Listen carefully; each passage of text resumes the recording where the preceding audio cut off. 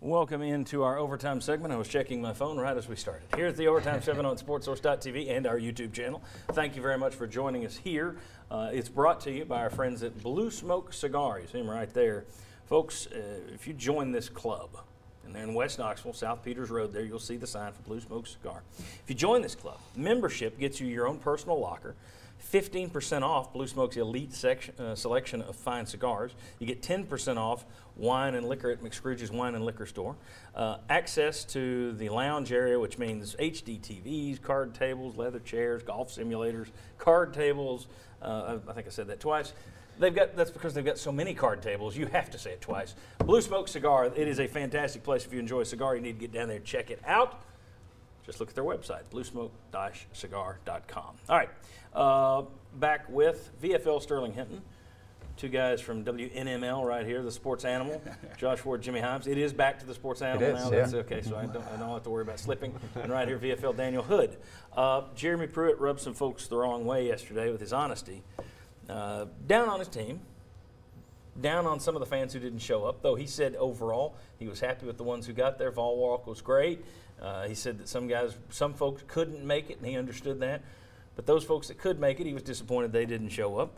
But he was honest about his quarterback. He's been honest about a lot of things since he arrived here. It's a big switch from what you got with Butch. People were tired of Butch Jones always trying to put a positive spin on things. This guy's the opposite. He doesn't care about putting a spin on anything, and if you don't like what he says, too bad. Personally, I like the honest approach.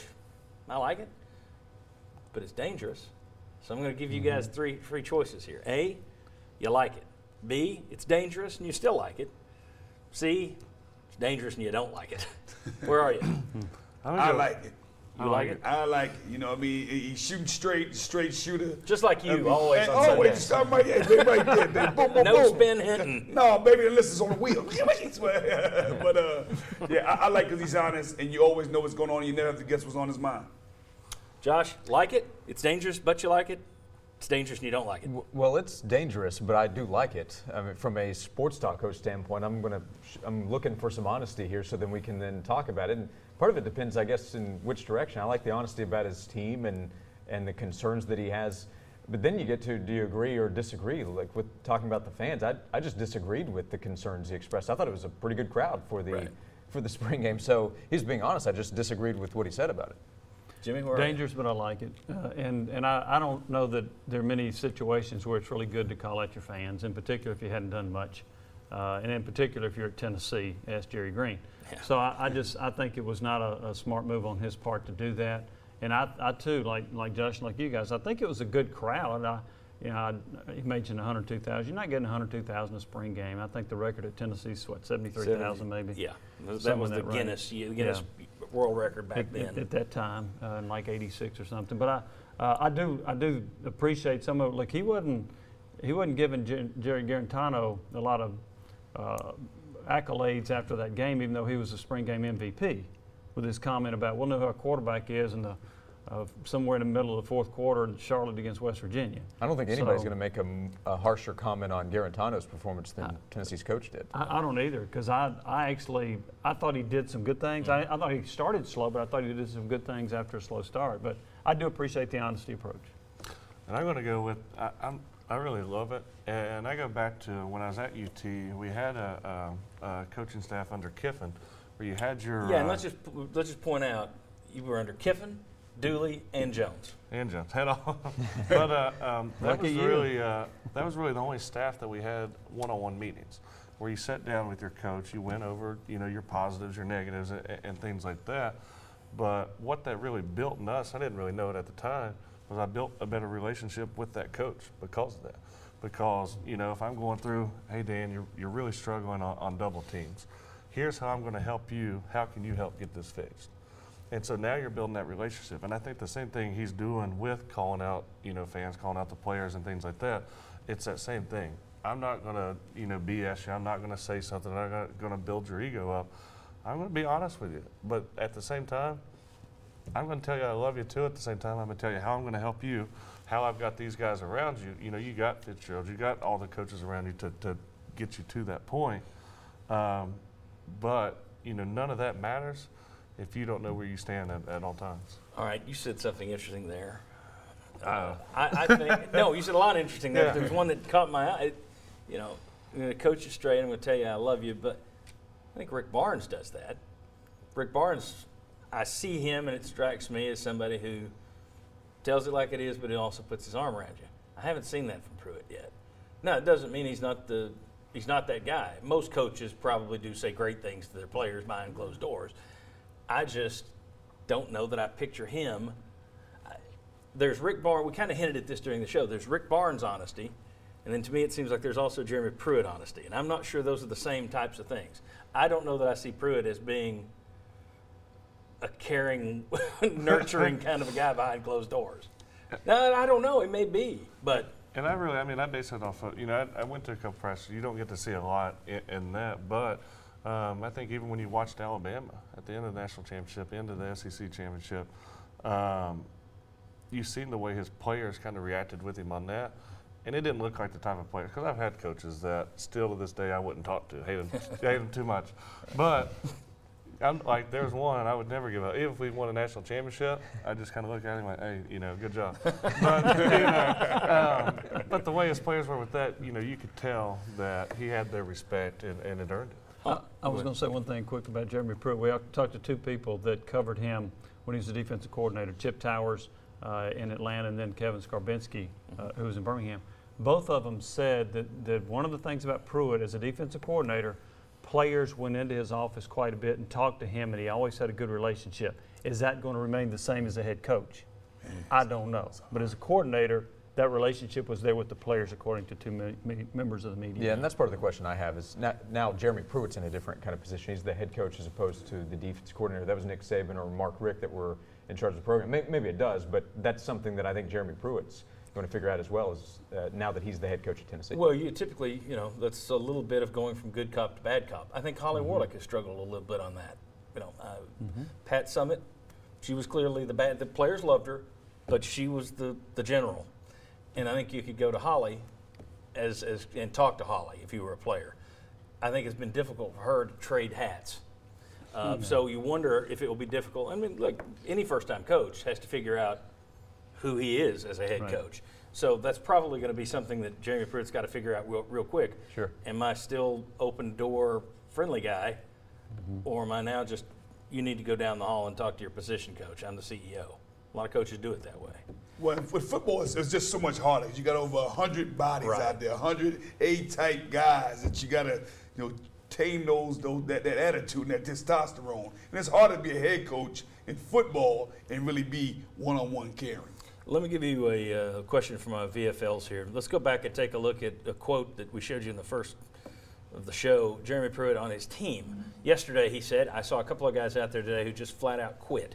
You can call it what you want to. I'm going to say they quit because that's what I saw. There were some guys that went out there and competed and tried to do the best of their abilities, tried to do it to the best of their abilities, and some guys, that ain't what they did. After 15 days, to me, for some of those guys, that's disappointing, very disappointing. Some of these guys, they don't want to do it right all the time. They will just be watching. All right. Daniel, you played for 3 different coaches. Yep. So you saw players react to 3 different styles. You played with a lot of different guys. How would that kind of comment be taken in a locker room? I think it's going to depend on who you are and what your personal brand is. You call it what it is. I was always a try-hard guy, and I knew effort was where I had to be different. So to me, that's nothing. That's my standard. And so when you go out there and do that, your coach is going to appreciate it, and then you'll fix everything else. But, we had guys on the team that cared more about, partying and nightlife and things like that. And so they're going to get upset over things like that. But Comments like that, yeah. at the same time, that's not the guys we wanted on the team. And everything that I've heard from people in the organization is this is the most accountable staff that they've had since Fulmer's years.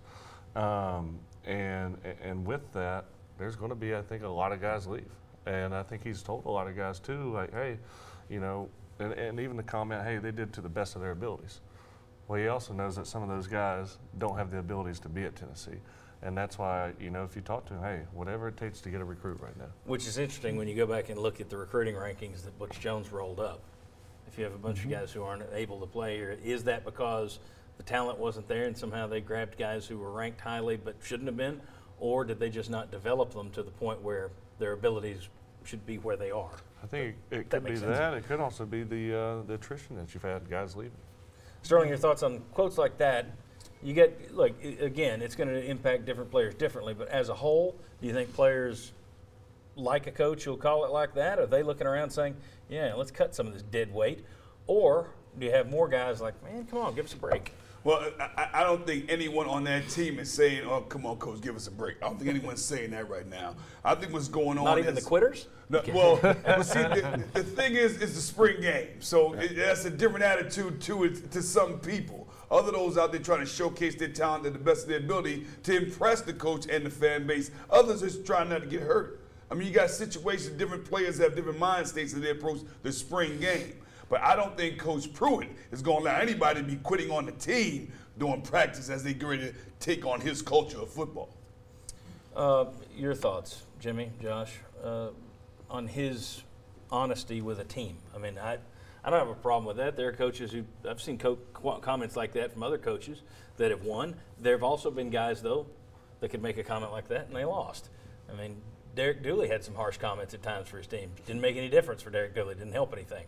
Your thoughts on his brutal honesty with players, with fans, whatever?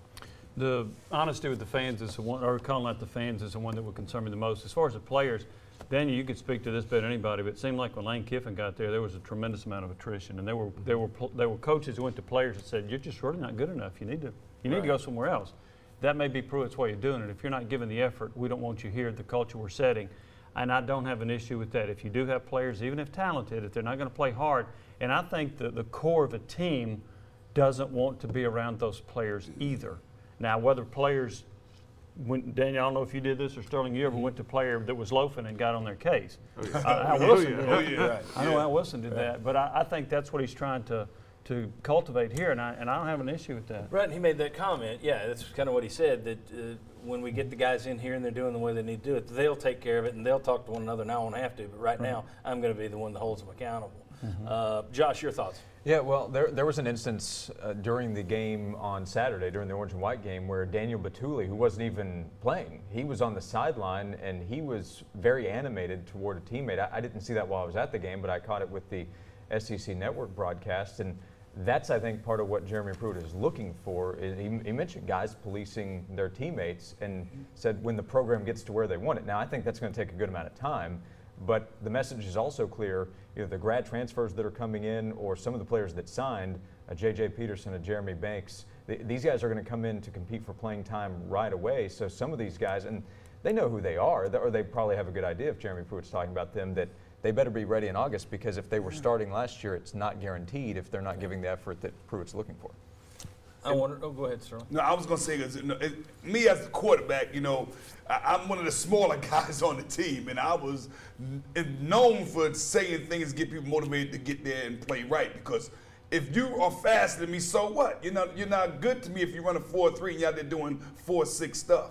You're not good to the team if you're running a 4.3 and you're doing 4.6 stuff. You're not good to the team if you're a Shazam Bradley that can bench the whole weight room and you're walking around and just benching what I bench. You're not good to the team. And it takes a natural person. You can't be fake about it. See, the unfortunate reality is that a lot of guys think, I'm going to do what coach says to police my guys and police my teammates. Well, you can't be fake about it. You got to set by example, and you got to be real, you got to be passionate, and you got to be team first, you second.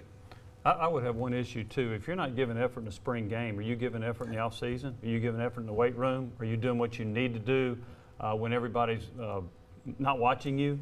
That would be a concern to me. If you can't play hard in the spring game, then what else are you doing during the offseason to make yourself better? That would bother me. And, when he brought up playing Kevin, I just had the thought, I think we had 27 guys that were on the team before, that from when Kiffin came in that December, January to the time we made it to fall camp, that we lost. And actually the culture on Kiffin's team, those guys are still some of the closest guys that I'm with of all the years that I played. Like when we went back to practice and things like that, we see Montario Hardesty on the sideline. And we're still catching up just like, Kiffin was still here yesterday. Chris Walker, Ben Barton, those two guys are two guys we hung out with all the time. Chris Scott was on the sideline yesterday. Yeah.